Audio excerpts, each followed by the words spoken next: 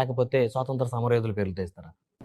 So నా కోరికైతే స్వాతంత్ర సమరయోధుల పేరు తెస్తాం. ఇప్పుడు ప్రధానమంత్రి గారి పేరే ఉంది. ఎక్కడ కూడా మీరు చూడండి, కేంద్ర ప్రభుత్వ పథకాలు కూడా ఇప్పుడు నరేంద్ర మోదీ జల్ జీవన్ మిషన్ ఉండదు. ప్రధానమంత్రి జల్ జీవన్ అంటే ఇట్ సిగ్నిఫైస్, ఇట్ డినోట్స్ ప్రధానమంత్రి నేమ్ విల్ బి కెప్ట్ అంతే. కాదు మనకు వచ్చేటప్పటికి ఏమైపోతుందంటే అది ఒక ప్రాక్టీస్ అయిపోయింది. నాకైతే అది ఇష్టం ఉండదు. నా పేరు మీద ఎప్పుడు పథకాలు ఉండకూడదు.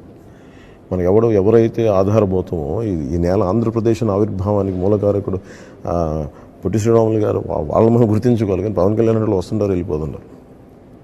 మనం గుర్తుపెట్టుకోవాల్సిన పొట్టి శ్రీరాములు గారిని, ఇలాంటి మహానుభావులను పెట్టుకోవాలి.